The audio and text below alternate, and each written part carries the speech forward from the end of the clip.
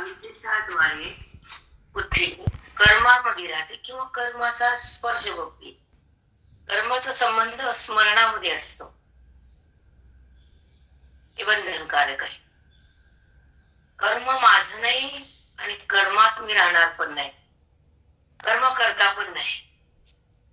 म्हणजे मग बुद्धीनं कर्म सोडलं जातं, सुटलं जातं. बुद्धीतून कर्म ज्ञानाच्या द्वारे सुटल्या जातं आणि अज्ञानाच्या द्वारे अविद्यादी कर्माचा संबंध सतत करून देते.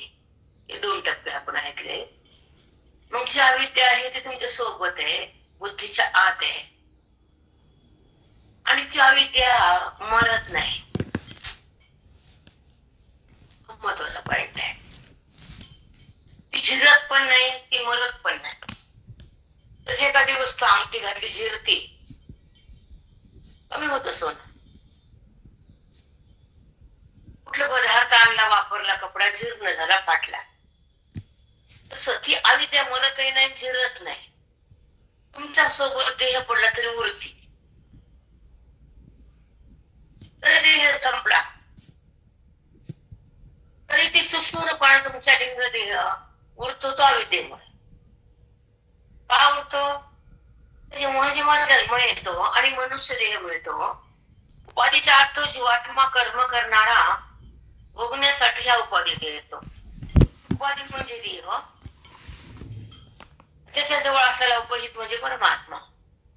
मग ते आपलं रूप असताना आपण अनात्माशी संबंध केला, वृत्तीने हा घोटाळा केला, देहभाव जिवंत ठेवला, जगताचा संबंध आला आणि त्यामुळे सुख दुःख कर्म संबंध पाप पुण्य मी देह अशी वृत्तीमध्ये जिवंत भावना तुम्ही राखली. मी देह, देहाला अनुसरून आणि देहाला धरून बुद्धी जेव्हा क्रिया करते, पाप करते, पुण्य करते, दान करते, तीर्थ करते, तर त्याचं पुण्य भोगावं लागतं.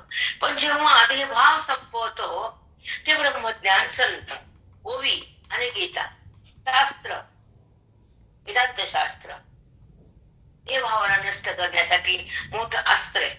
मग त्यामध्ये जेव्हा इंद्रियाच्या द्वारे कर्म घडतं तर ते कर्म सूक्ष्म देहामध्ये आपण ठेवतो. मग ते कर्म सूक्ष्म देहात का राहतं? त्या कर्माचं पापुण्य का होतं आणि ते भोगायला पुन्हा पुन्हा परत परत का यावं लागतं?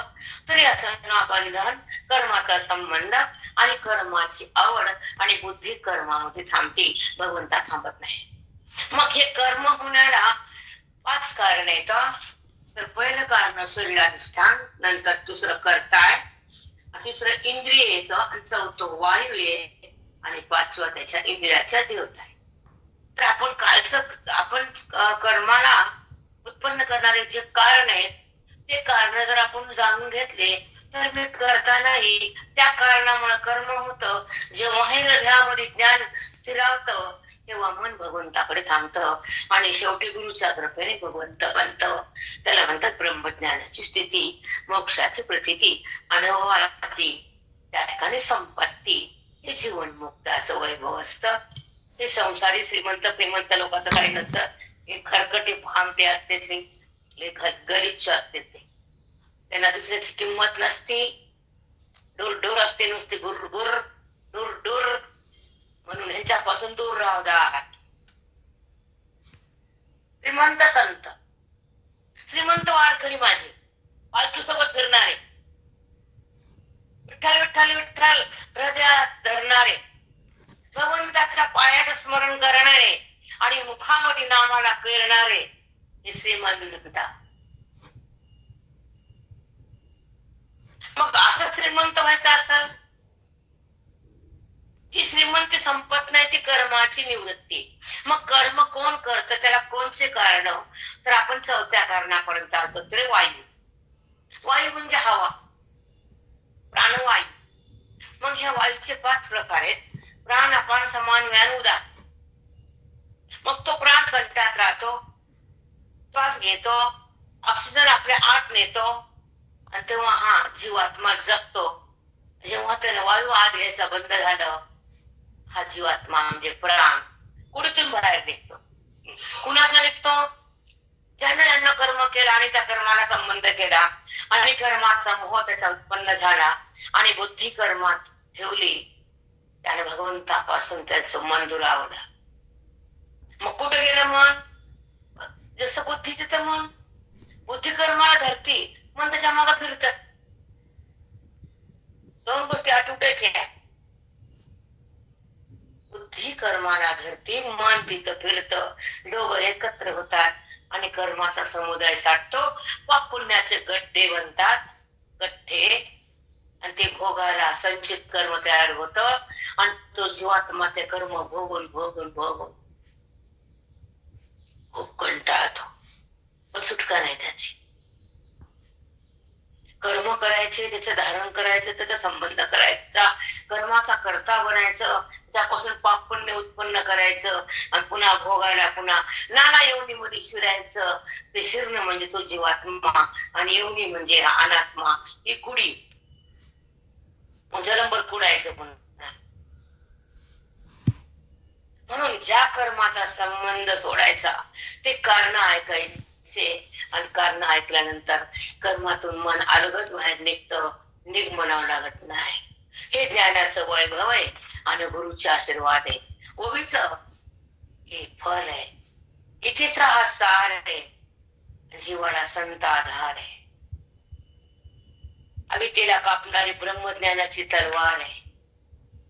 बुद्धी ब्रह्माकार आहे, ब्रह्माकार नाही, ब्रह्माकार. क्रिया होती, मग त्या कारणाची क्रिया आहे, माझी नाही. त्या क्रियाला मी पाहतो, कर्मातून मी बाहेर येतो, तो ब्रह्मव्यक्ता होतो. मग चौथं कारण वायू आहे. मग ते वादळ कुठपर्यंत पोहोचत? ते नाभीतून उत्पन्न होतो. वायूची उत्पत्ती पहिल्या चक्रातून. कोणतं चक्र? पहिले चक्र नाभी, आणि त्या चक्रातून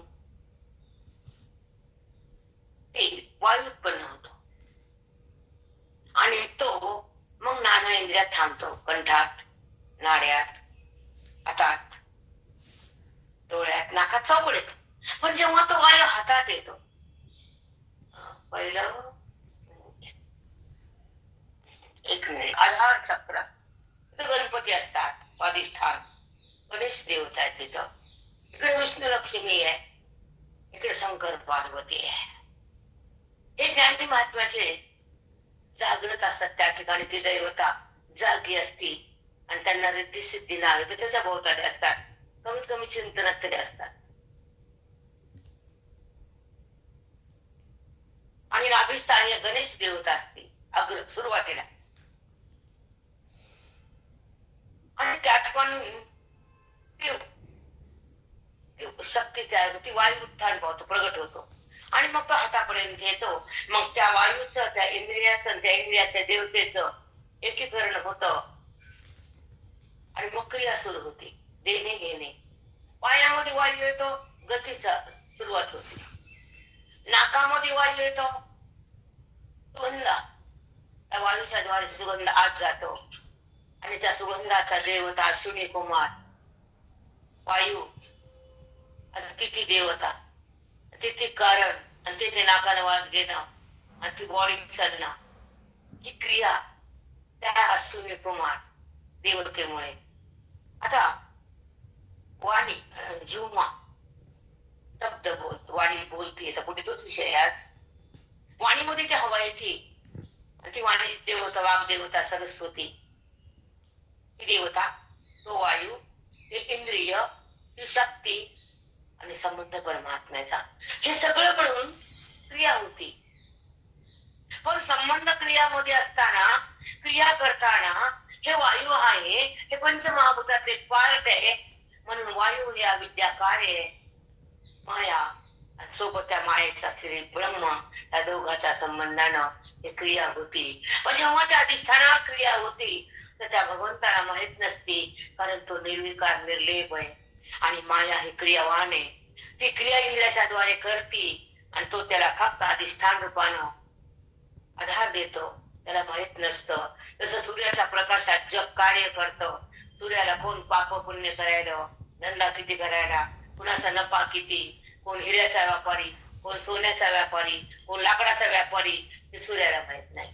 पण सूर्याच्या प्रकाशात होतं तसं आत्मप्रकाशामध्ये कार्य होतं त्या पिंडाचं.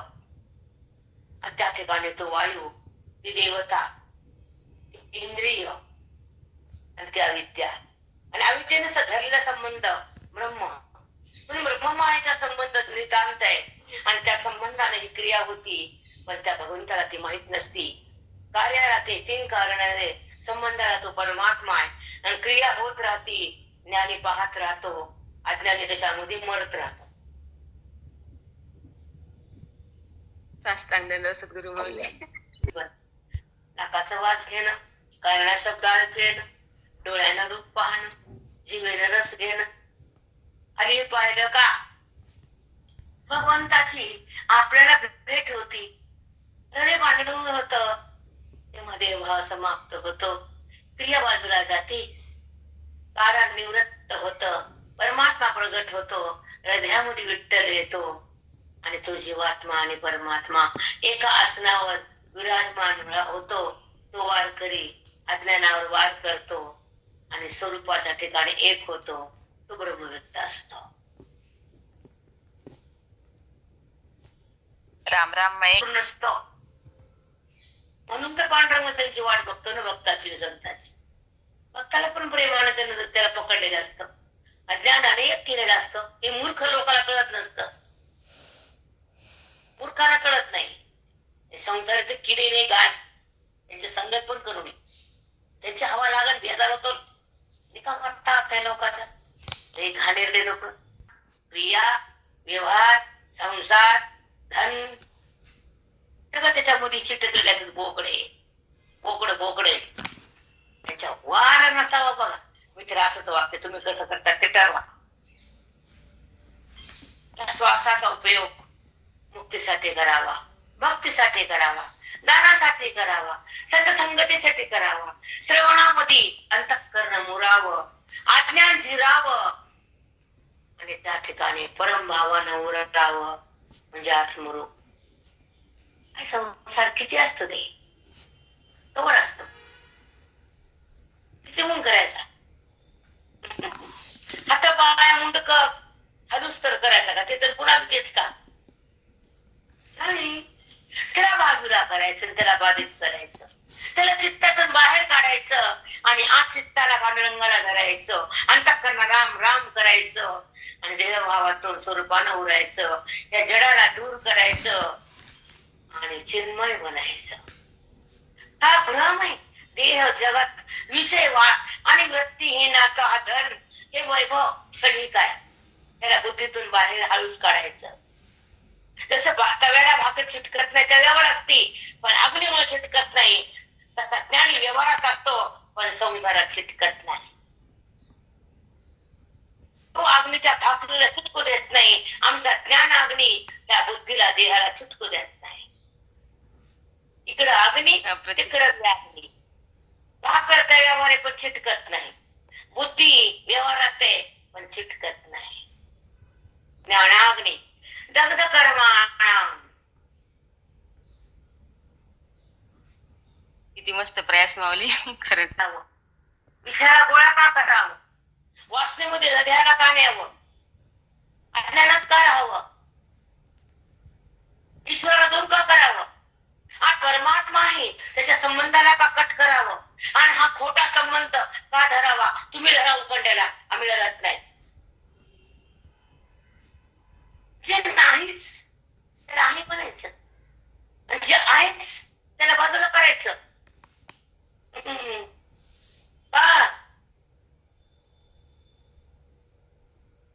नाही ते नाही, आहे ते आहे ते तो, नाही ते जगात. मग नाही त्याचा संबंध कशाला, आणि जो आहे त्याचा संबंध बंद कसा.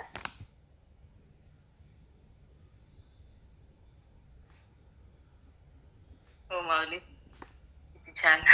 जगताचा अंतर्गत हे जगतच नाही, जगताच्या पोटातलं लाकडं, पंचमहाभूताची माकडं, जगतात नाचायले पंचमहाभूताची माकडं. आणि देहात हाडाचे लाकडं. हो माऊली, लाकडं माकडं. आज माणूस उद्या मातीचा ढिगारा.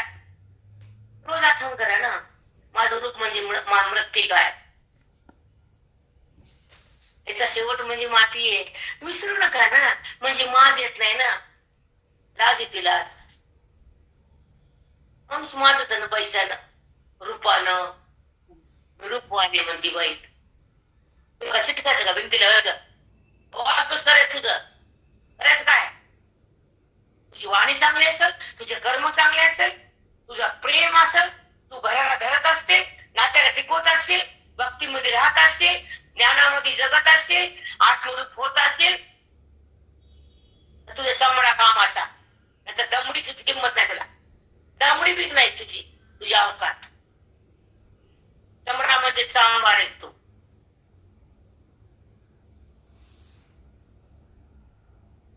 मी हुशार, मी सांगतात आणखीला मोहरीचा वास सांगते का मला? संसार म्हणजे मोहरी, अज्ञान म्हणजे दोरी गळ्याला बांधलेली, नड्याला लावलेली.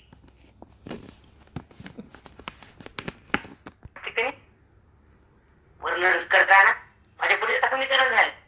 हे बघा ते बघा, काय बघा नाचत इकडे नाचत. ज्ञानेश्वरी आणि आत्मचिंतन. आणि त्या ठिकाणी ते नाविन्य होतं बुद्धीला. जेव्हा अनाधिकाचा अज्ञान जातो, तो डाग ग्रहाने बुद्धीला लागलेलं अनाधिकाराचं लाखो कोटी जन्माचं अज्ञानाचं ग्रह ताजून धुवून टाकतात, पुसून टाकतात ग्रह, आणि बुद्धीला ब्रह्मरूपता प्राप्त करून देतात. तिला देहातून अलग करतात, बोधात तिच्यामध्ये भरतात, अंतःकरणाला तारतात, अविद्येला मारतात, देहभावाला दूर सारतात, आणि आत्मबुद्धीला ब्रह्माकार करतात. तिला संत माऊली म्हणतात, गुरुजी म्हणतात, महात्मे म्हणतात, ब्रह्मविद्ये म्हणतात. त्या आपल्या आपल्या सर्वांमध्ये भिन्न असतात, व्यवहार करून भिन्न असतात, परमात्म्याशी अभिन्न असतात. त्या परमपदावर जगतात, निराकार बनतात, आकाराला बाधित करतात, वृत्तीला दूर करतात, व्यवहारातून ते अलग असतात, आणि भगवंतात लिप्त, एक लिप्त, अलिप्त, भिन्न भिन्न असा व्यवहार. अभिन्न परमात्मा आहेच ती स्थिती आहे. तो व्यवहाराला बाजूला केलं की तो प्रगट झाला, विकार बंद झाला, परमात्मा बुद्धीत आला, जगत भाव कशाला, ब्रह्म भाव मला. जे नाही ते जगत आहे, जे आहे तो तो आहे, आणि तो म्हणजेच मी आहे. मीचा स्पर्श म्हणजे ज्ञान आहे, देहाचा स्पर्श म्हणजे अभिमान आहे. वृत्ती तिथं घाण आहे, तिथं अज्ञानालाच मान आहे. तो कुठं ब्रह्मज्ञान आहे, तर तो देहाचा स्वाभिमान आहे. जे मृत्यूकडे चाललंय त्याला बुद्धी माझं म्हणते. तो देह आणि जगत क्षणाक्षणाला मृत्यूचा चालला देह काळ जगत दृश्य सर्व, पण ते स्थिर नाही, ते नाशवंत आहे. क्षणाक्षणाला त्या पदार्थाचा नाश आहे, पण परमात्मा अविनाश आहे. ते माझं नित्य रूप आहे, अनित्य जगत आणि देह आहे. जे नाश आहे त्याचा बाध आहे, जो अविनाशी आहे त्याचा स्पर्श आहे, त्याचा संबंध आहे, त्याचा अनुभव आहे, त्याचा साक्षात्कार आहे. बुद्धी ब्रह्माकार आहे, देहाकार नाही. देहाकार कधीच ज्ञानी नसतो. देहात असून तो अलिप्त असतो, तो तर ब्रह्मवेत्ता असतो. तो आपल्या महिमेत जगतो, ब्रह्मस्वरूपाला बघतो. तो देहात कधीच नसतो. तो वृत्ती बुद्धीचा संबंध टाकतो, तो आपल्या आनंदात रमतो, तो अभिन्न भावात जगतो, तो भिन्न देहाला का बघतो. जे नाही ते सुटलं, जे आहे ते जुटलं, अज्ञानाला वाटलं.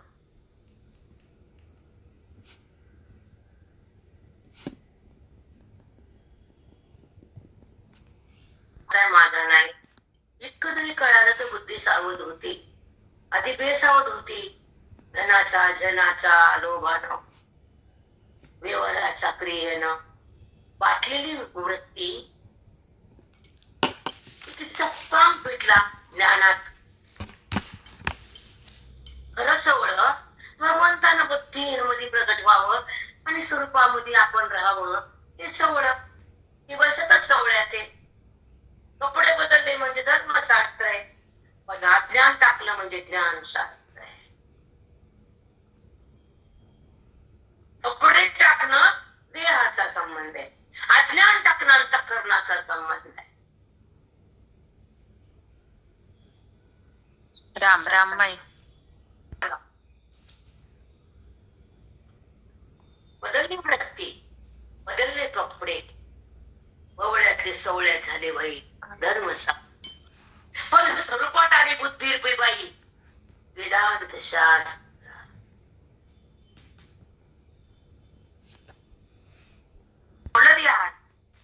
काढला ज्ञानात, बाजूला टाकलं जगताला, की झाली अभिन्न तत्वाला. देहाच्या भिन्न स्थित नाही. देहा संपला तेव्हा ज्ञानी, अज्ञान टाकलं तेव्हा ज्ञानी. बुद्धीचा आणि भगवंताचा संबंध तोच ज्ञानी. देहाचा संबंध म्हणजे अज्ञानी, जडभाव म्हणजे अज्ञानी, दृश्याचं प्रेम म्हणजे अज्ञानी, जगत भाव म्हणजे अज्ञानी, वृत्तीमध्ये मोह म्हणजे अज्ञानी, वृत्तीमध्ये व्यवहार म्हणजे अज्ञानी, वृत्तीमध्ये परमात्मा म्हणजे ज्ञानी.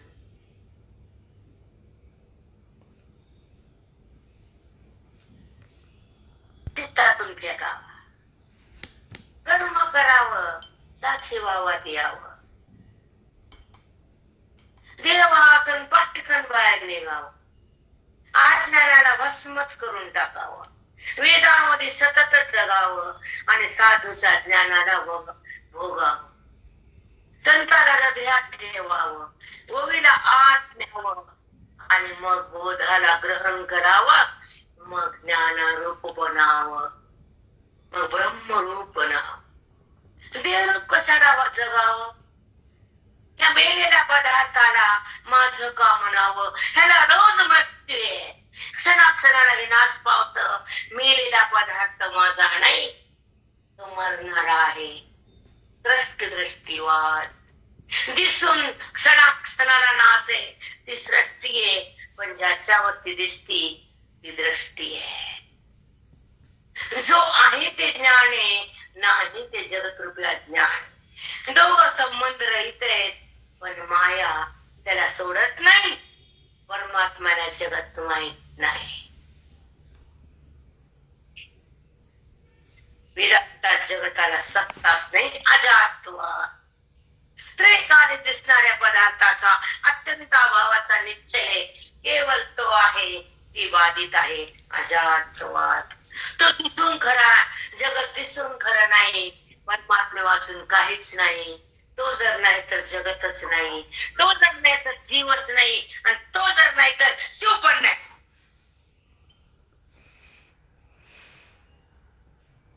नारायण, आधी नारायण ना तू. या स्थितीत मनाने अनुभव मला दे, तुझा स्पर्श मला भोगू दे, देहाचा स्पर्श आग लागू दे. मला वृत्तीवर नाही राहायचं, मला देहभावात नाही जगायचं, मला विकारात नाही थांबायचं, मला निराकार बनायचं, तुझ्या सोबत थांबायचं, तुझ्या रंगात रंगायचं. अवघा रंग एक झाला, अवघा रंग एक झाला, रंगला श्रीरंग रंगी रंगला श्रीरंग अंगारंग एक धारा अंगारंग एक धारा. संसाराच्या रंगात काय म्हणून नसता खेटर गाऊन खाता. भगवंताच्या रंगात रंगा सुखात सुखाला भोगा. तिथं खेटर गाऊन खायचे. किती गाडवा सवस करा. ती बाई म्हणते तुझ्यापेक्षा मला चांगलं येतं आणि तुझ्या आधी मी आले. माझ्या मागून तू आली. ही बाईची जात. आता हे क्रम चालूच राहणार आहे ना. तिच्या मागून ती तिच्या मागून ती तिच्या मागून ती. आता कोणची आहे पहिली कोणची मागायची सांगा बरं. पकडून राहावं एक करावं. प्रेमानं माणूस प्राण पण देतो पण क्लेशाने माणूस जीव देतो. ज्ञान भक्ती प्रेम नाम दान धर्म तपस्या हे करावे. संसार बाजूला करावा कमी करावा. कमीत कमी 50च्या पुढच्या लोकांना तरी हे ऐकावं. 50च्या आतल्याला करू दे लग्न फिरणं काय ते त्यांच्या घरात करू दे. बारशे फिरशे आजकाल तर कार्यक्रम कमी नाहीत. लिहूतो आलं ना कसं बनत क्रिया.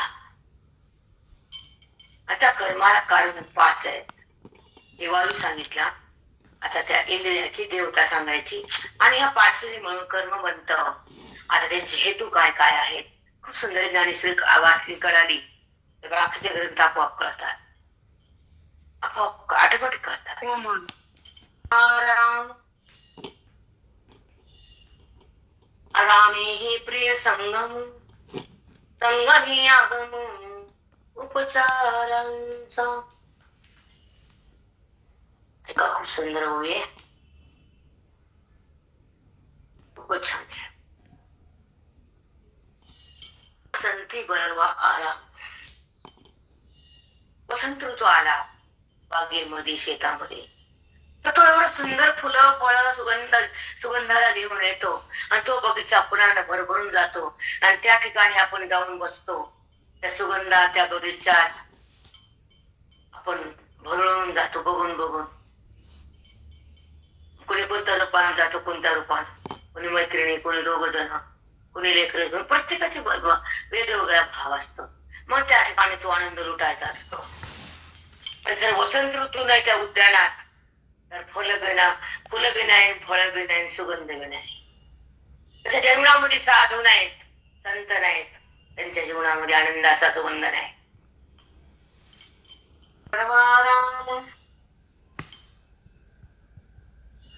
नंतर म्हणले आरामी प्रिय संगम. जी प्रिय असलेली वस्तू पतीला पत्नी प्रिय पत्नीला पती प्रिय हे जर दोघं असले तर त्या ठिकाणी एकमेक बसून जर आनंद जे घेतात उद्यानामध्ये त्या वसंत ऋतूच्या संगमामध्ये हे दोघं सुद्धा त्या उद्यानाच्या बघून हर्षभरित होतात डोलतात शांत होतात. चला प्रिय संगम संगमी आगमू उपचाराचा. कोणी बागेमध्ये काय खातं कोण घालतं कसं जातं काय त्याचे उपचार वेगळे असतात ते तुम्ही समजून घ्या. चला नाना कमळी पांडवा विकास जैसा बरवा विकास ही यावा परागाचा. तो एखादा कमळ आहे त्याची कळी आहे सूर्यानं त्याच्या किरण टाकले आणि वसंत ऋतू आला कमळाचा कमळ लागले पण त्याची कळी आहे त्याला फुलवाला सूर्य उगवला त्याच्या किरणानं ते कळी उगवली. पण त्या कळी जर पराग नसले तर त्या कमळाच्या सुगंधाचा सुगंध दळवत नाही आणि बगीच्यामध्ये अरे लोक बेधुंद म्हणत नाही. तसा या हृदयामध्ये असलेल्या परमात्म्याचा जो ज्ञानरूपी सुगंध संताच्या संगतीनं ती कळी फुलल्या जाते हृदयाची तेव्हा बुद्धी त्या कमळाच्या फुलावर जाते. त्याला ब्रह्मकमळ म्हणजे ब्रह्मरंध्रातून ती वृत्ती आज जाते आणि त्या स्वरूपामध्ये त्या आनंदाला पाहून नाचते. आणि ते उद्यान म्हणजे वसंत ऋतूचा असतं. सुगंध म्हणजे गोदाचा असतो. पाठीमाग वेद असतो. जीवात्मा शिवात्मा एकत्र सुगंध घेतात आणि आपल्या मूळ स्वरूपाकडे जातात. वसंत ऋतू ज्ञानाचा असावा आगमन संताचा असावं बोध त्या वेदाचा असावा आणि स्पर्श आत्मत्वाचा असावा. तो प्रिय बुद्धीला तो पती मिळावा आणि दोघाचा संगम तिथे तिला क्रीडा करावी. त्या बुद्धीने त्या परमात्मा पतीला आलिंगन द्यावं. ज्ञानाच्या सुगंधात तिनं रमून बेशुद्ध व्हावं आणि त्या आत्मासनावर दोघांनी एकत्र यावं. बुद्धी आणि तिचा पती परमात्मा. माहित नाही वाणीतून कशी ज्ञानेश्वरी गायली, वाणी का सरस्वती माता बोलायली माहित नाही मला. माऊली खूप प्रतिम बोध आहे माऊली. होतो तर वास येतो. तिथे का तुमच्या घरात आंबे आणलेत का? आंब्याचा वास येत पण ती बाई तूप पडू लागले.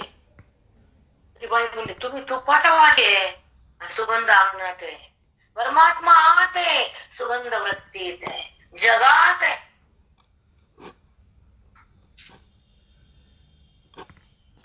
खुलतो ते वेदाचा बोध देतात आणि त्या वेदाच्या बोधामुळं ती ज्ञानरूपी कमळ, हृदयातलं कमळ खुलतं आणि ती वृत्ती त्या ब्रह्मरंध्रातून तिथे आत जाते.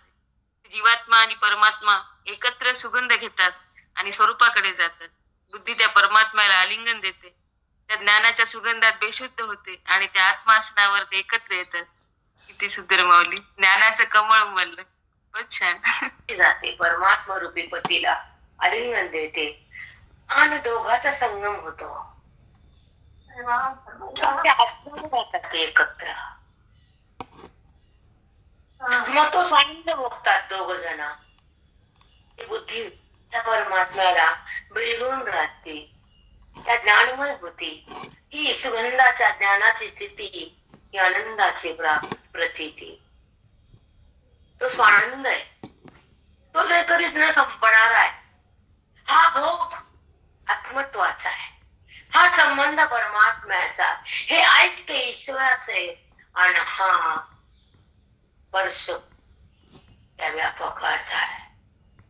अनुभूती त्या तत्वाची आहे, स्थिती ती वेदाची आहे. मुक्त प्राप्ती बुद्धीला हरीची, ती भेट त्या तत्वाची, अनुभूती त्या आनंदाची, स्थिती त्या जीवनमुक्ताची, ही रीती ज्ञानेश्वरीची आणि ही प्रतीती त्या तत्वाची, व्यापक तत्वाची, न की देहाची. प्रतीती न देहाची, संपत्ती अध्यात्माची. भांडवल संताचं, अनुभूती त्या ब्रह्मरसाची,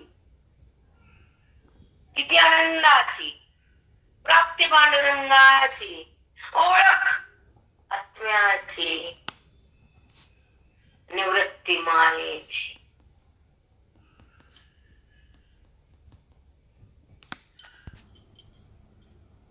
विकासू जैसा बरोबर, विकासही यावा परागाचा तो, विकासही यावा परागाचा तो.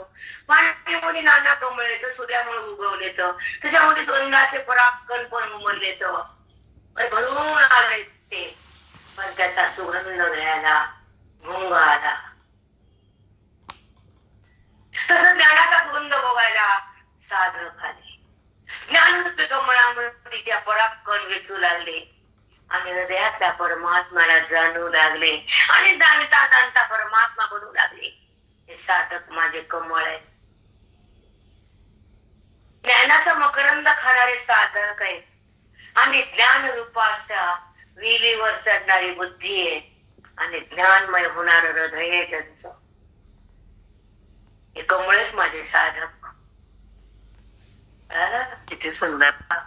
तिला आवड आहे. खरंय खरंय. तो कळावा कुठे तो मिळ बुद्धी जाते मग तो कळायला. ती देहात राहत नाही, विचारा पाहत नाही, अनुभवाला सोडत नाही, विकारात रमत नाही, ती जगतामध्ये रमत नाही. जगताचा बाध होतो ज्ञानी महात्म्याचा. आबाधित रंग प्रगट होतो, हृदयामध्ये श्रीरंग तयार प्राप्त होतो. तो भगवंताचा आणि बुद्धीचा सदा सदा सदा संयोग असतो. बुद्धीमध्ये पांडुरंगाला जाणतो, जाणीव त्याची असती, व्यवहार वृत्तीचा असतो, अनुभव सुखाचा असतो, मार्ग मोक्षाचा असतो, संबंध पांडुरंगाचा असतो, देहाचा नसतो. तो तर श्रीहरी असतो. तो हरीमध्ये गुंतून जातो. तो वाणीनं हरी हरी म्हणतो आणि बुद्धीनं त्याला जाणतो, त्याच्या सोबत रंगतो, त्याला एक होतो, हरीच्या सोबत मिसळून जातो, हरी हरी होतो. हरी होणं साध्य, हरी कळून घेणं श्रवण आहे आणि हरीपाशी बुद्धीला नेणं वेद आहे.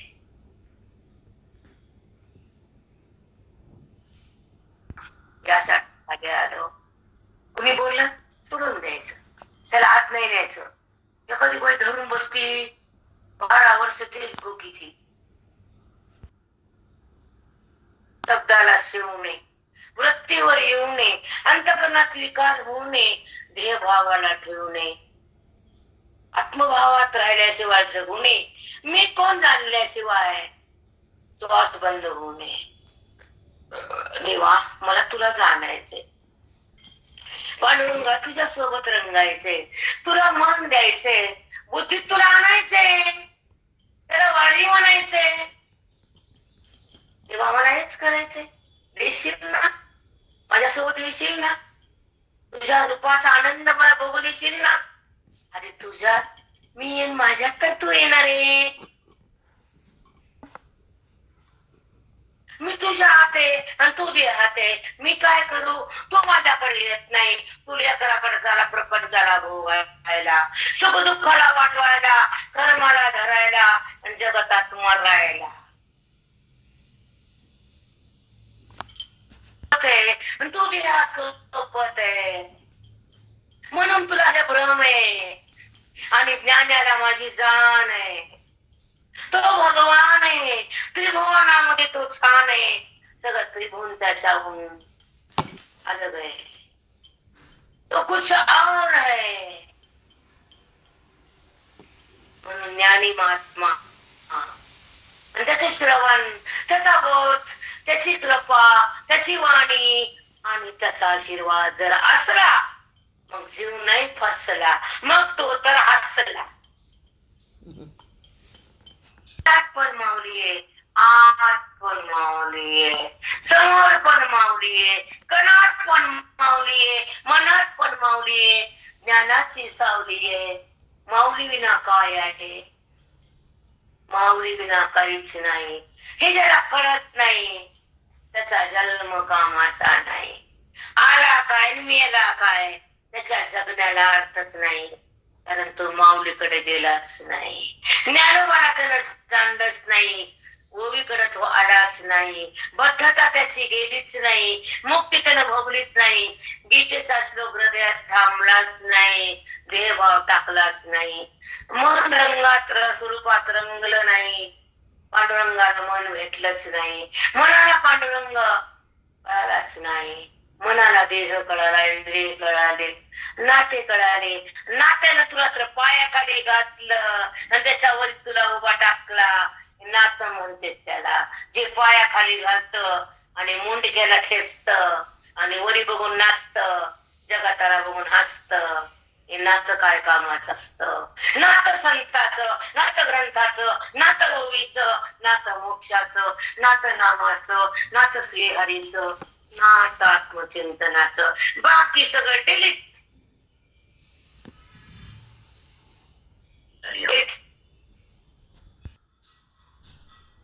कधी ते सुख देत त्याच नाव नाथ. सुख नाही तिथं त्याच नाव नाथ. संताकडे जा, ते सुख देतात. कृपा कटाक्षेने हरिणे आपल्या परी वैसले. ब्रह्मपद देत संतानं आणि या नाकांना जगूच दिल नाही. सतत त्रास, टोचणी, बोचणी, खेचणी आणि जाचणी. आणि आमचे काय ग तुझे, तुला तोडी ती पाडी ती तुझं आहे का? एका जन्माचं आहे, बाजूला कर. आनंद जन्माचं नातं चित्तात धर, वासुदेवाला वासुदेवाचं स्मरण कर. गातो वासुदेव मी ऐका, डोळे झाकून रात्र कर का, काळ करीत बैसेला से कागा, राम राम स्मरानी, लांब करा गाठ घाला मुळ बंदी, सांडावा उगिया उपाधी, लक्ष रावणी राघविंदीला, राम राम स्मरानी, राम राम स्मरानी. अल्प आयुष्य मानवी, शतगणी ते अर्धरात्र काय, मग बालत्व पीडा रोगक्षय, काय भजनासी उरले ते पाहिला, राम राम स्मरानी. विनवी तो सकळ योना, कर जोडणी थोर लहान, तुम्ही वासुदेव वासुदेव मनाचा वास आहे तो वासुदेव. अनुरेणी मध्ये पण तो आहे. त्याचं अस्तित्व म्हणजे वासुदेव आहे, नास्तित्व म्हणजे जगताने देव आहे. हे ज्याला कळलं तो भगवंताला मिळाला. हे ज्याला कळत नाही, ज्याला नात्यातून निघायचंच नाही, ते ठेवशी ते खलबत्त्यात टाकून लसणासारखं त्याला माझं म्हणायचं, मग तिथंच घे ठेसून घे टोचून, मग की तिथंच आम्हाला काय करायचे. नातं संताचं कधी धरणार, ग्रंथाला प्रेम कधी करणार बाई. पुरीला प्रेम केलं गेली उडून, पोराला प्रेम केलं ते तुला गेलं झाडून, पोरगी गेली उडून, पोरानं टाकलं झाडून, आणि ही गेली संसारात बुडून. विकास जैसा बरवा विकास ही रागाचा तो. कमळाचं फुल खूप आहेत, ते उमलावे, त्यामध्ये पराक्रम भरपूर असावे, त्याचा सुगंध दरवळावा आणि त्या सुगंधानं भुंगावा यावा. भुंगे आहेत ना कमळ, ज्ञानरूपी कमळात यायला येतं आणि ज्ञानाचं मकरंद खायला येतं आणि मी ब्रह्म आहेत असं जाणायला येतं आणि जीवन मुक्त बनायला येतं. कवित्वी बरवे रसिकत्व, रसिकत्वी परतत्व, स्पर्शु जैसा रसिकत्वे स्पर्श परतत्व. बापरे, इतर शब्दाकडे जाऊ चला. वाचे बरवे कवित्व,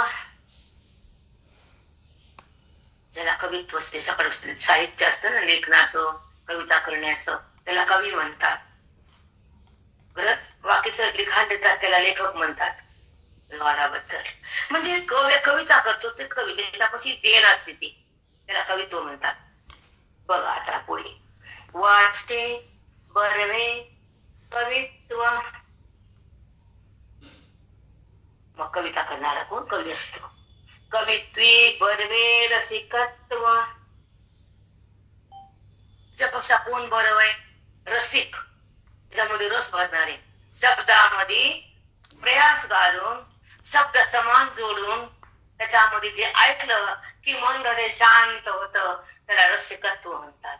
शब्दाची गोडी, शब्दाचं माधुर्य जपतात आणि त्याची रचना करून त्या रसिकाला देतात कवी. चला, तुमच्यामध्ये पुरेपूर ब्रह्मस्वरिष्ठ ब्रह्मवरियान अतिब्रह्मविद्ता, मग ब्रह्मवरियान त्याच्यावर ब्रह्मवरिष्ठ ब्रह्मवरियान ब्रह्मवरिष्ठ, तिन्ही अवस्था भोगाच्यात आपल्याला लक्षात घ्या. बघा की पालखी डोळ्यात धरायला लागतात, नाका लोकाला यायचा रसिकत्व वाढलं की रसाळपणा गोडी वाढती. गोडी म्हणजे आनंद आहे. आनंद म्हणजे माझा स्पर्श आहे. स्पर्श गैसा ज्या रसिकामध्ये, त्या गोडीमध्ये, ज्या कवतेमध्ये, ज्या गायनामध्ये गोडी वाढते आणि त्या गोडीमध्ये मन धुंद होतं, त्या गोडीचा आनंद म्हणजे मी आहे असं मौली सांगतात. स्पर्श गैसा ती गांभीर्य हो शब्दाचं बघा. हो माऊली. वैभवी वृत्ती वैभवी. ज्या आनंदामध्ये माझा स्पर्श असतो, आनंद म्हणजे मी असतो, सगळ्या वृत्तीला माझाच अनुभव यावा. तर वृत्ती वैभवी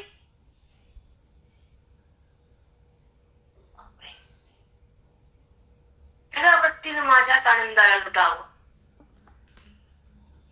सर्व वृत्ती वैभवी बुद्धीची एकली भरवी. अंतःकरण बुद्धी म्हणजे अंतःकरण. अंतःकरणात जेवढ्या जेवढ्या वृत्त्या उत्पन्न होतात तेवढं त्या वृत्तीला मला शिवावं, माझ्या जवळच यावं, मलाच पाहावं आणि माझ्या आनंदात बुडावं. तर वृत्ती वैभवी. जेवढ्या जेवढ्या अंतःकरणात वृत्तीचा उगम होतो, उत्थान होतं, उत्पन्न होतात, त्या वृत्तीला माझा संबंध आहे. ती वृत्ती माझ्याकडेच यावी, तिने मलाच जाणावं, माझ्यामध्ये थांबावं, मलाच भोगावं, माझ्याशी समर्थ व्हावं. त्याला म्हणा वृत्ती वैभवी. बापरे, किती सुंदर सांगितलं माऊली. ती छान खुल्ली गोळी. हो माऊली, खरंच केवळ परमात्माच आहे आणि तो त्याचा संबंधच आहे. एक एक ओळीने तो उडावायला संबंध. कुठं कळतं 18व्या त्यात काय सांगितलं, भामटा बी सांगत नाही. विचारून असल्यावर पाय पडताना टोपले ठेवते, काय त्याला बोंबता येते सांगा ना. जिथं पैसा आहे तिथं मोक्ष आहे का? जिथं वैराग्य आहे तिथं मोक्ष आहे. भाग्याची शिवण देखती, विवेकाची भाषण नेनती, ते मूर्ख मज काय पावती ईश्वरा. ते घेऊन ठेवलंय, ते मूर्ख आहे जे पैसा मध्ये बुडून गेले. त्याला वैराग्याची शिवण देखती, विवेकाची भाषण नेनती, ते मूर्ख मज काय पावती ईश्वरा. ते जे टोपल्याकडे बघते ते ज्ञानात नसते, पैशासाठी असते. मग कोण बी असू दे, ब्रह्मदेवाचा बाप असू दे, त्याला भेट नाही आम्ही. बाकीचे कोणाला कुठले म्हणा ब्रह्मदेव येऊ द्या, त्याला घेऊ नका. तो देव आहे, तुम्ही जीव आहेत, दोघं एका पाठीचे आहेत. आणि तुम्ही त्याला सोडून पुढे गेलात. ज्ञान तो देवाचा देव आणि जे ब्रह्मदेवाला घेऊ नका. न्यायला भेटू आम्ही कदापि नाही. आम्ही गुरुजींचे पिल्ले, परभणी करत आम्ही वाघाचे बछडे, शेळ्या मेंढ्याचे नाही. म्या म्या म्या करायला तिहाचे पिल्ले आम्ही. छावा छावा.